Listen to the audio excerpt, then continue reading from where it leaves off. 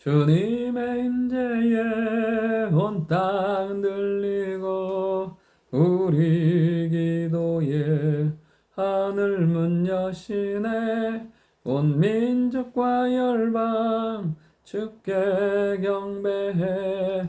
영원히 보좌에 계신 왕께. 아멘. 하나님의 말씀 사무엘하 7장 1절부터 9절까지의 말씀입니다.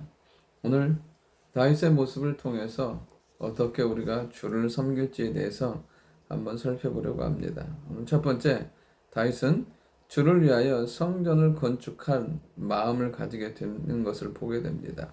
사실 다윗의 삶 가운데 베푸신 은혜들이 참 많이 있습니다. 하나님께서 사랑하시고 그의 삶을 도우시고 인도하신 것들을 보게 됩니다. 여러분, 근데 꼭 그 은혜가 더 큰 은혜로 나아가게 하는, 그리고 더 하나님께 나아가고 하나님 앞에 하나님을 추구하고 하나님을 갈망하면 좋은데 그렇지 못한 경우들이 있다는 것입니다. 반대로 고난이 있다고 해서 그 고난 때문에 망하고 무너지고 그리고 하나님과 꼭 멀어지는 것은 아니라는 것입니다. 그러니까 할 수만 있다면 지혜라는 것은 은혜 주실 때 그 은혜를 사모함으로 더 하나님께 나아가는 것이고, 고난과 어려움이 있을 때 그 문제를 가지고 하나님께 집중하며 나아갈 때 그의 삶에는 하나님의 아름다운 은혜가 임하게 된다는 사실입니다. 다시 그 하나님의 놀라운 임재 가운데, 은혜 가운데 결론은 무엇이냐면 하나님의 성전을 건축하고 싶은, 하나님을 위해서 성전을 지었고 하나님 앞에 온전히 예배하고 싶은 마음을 가지게 되는 것을 보게 됩니다. 그러니까 그의 삶의 은혜의 결론은 무엇이었냐면 성전이었어요. 그의 삶의 결론은, 은혜의 결론은 무엇이었냐면 예배였어요. 할 수만 있다면 우리의 모든 삶, 하나님 주시는 그 은혜, 하나님 주시는 축복, 사랑, 영광을 통하여서 하나님께 더욱더 가까이 나아가는, 하나님을 온전히 예배하는, 하나님을 높이는 우리가 될 수 있기를 원합니다. 두 번째, 하나님은 모든 믿는 자의 하나님이심을 알게 하신다는 것입니다.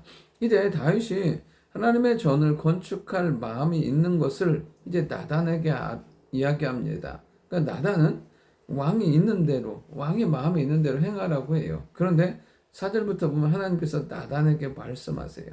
그러면서 내 종 다윗에게 말하기를 이렇게 말씀하시는 것을 보게 돼요. 그러니까 하나님은 이 나단을 통해서 다윗에게 이야기하는데 다윗을 내 종이라고 말씀하세요. 그러면서 네가 성전을, 하나님의 전을 건축하겠느냐 이야기하시는 것을 보게 돼요. 누구를 위해서요? 하나님을 위해서.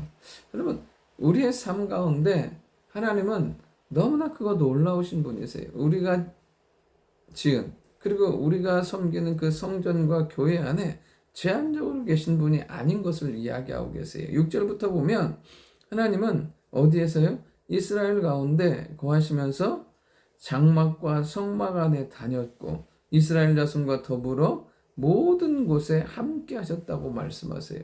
그러니까 하나님은 정말 우리가 생각하고 우리가 한계 짓는 그 제한과 공간을 뛰어넘어서 역사하시는, 모든 믿는 자와 함께 하시면서 우리의 삶을 주관하시는 분이 하나님이심을 알게 하십니다.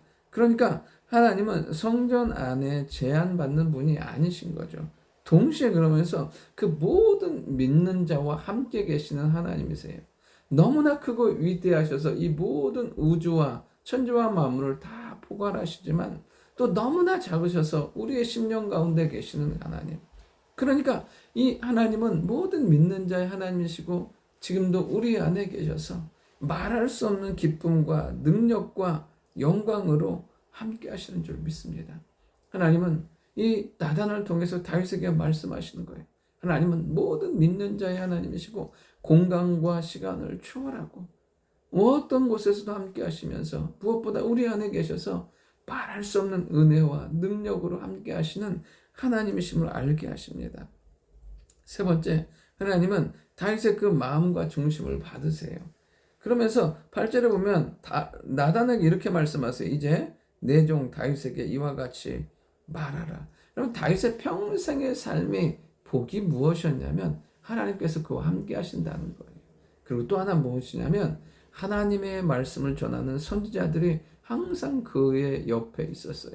사무엘이 있었고요. 광야에서는 갓 선지자가 있었고, 그리고 그가 왕으로 다스릴 때는 이 나단이 선지자가 있어서 끊임없이 하나님의 말씀으로 그의 삶을 교훈하고 경계하고 하나님께 집중하게 한 것을 보게 됩니다. 우리의 인생에도 말씀이 있다는 것, 말씀을 내 삶 가운데 전해줄 수 있는 사람이 있다는 것은 최고의 복이라는 것이에요. 그러면서 다윗에게 이렇게 말씀하세요. 내 종 다윗에게 말하라. 다윗은 누구의 종이냐면 하나님이 택하신 종이었어요. 그러면서 그를 양의 목장에서 택하셔서 내 백성 이스라엘의 주권자로 삼으셨다고 말씀하세요. 그러니까 그가 우연히 무엇인가를 해서 왕이 된 것이 아니라 하나님이 택하셔서 왕으로 삼으신 거예요. 그러면서 뭐라고 말씀하셨냐면 그 이름을 위대하게 만들어 주겠다고 말씀하세요.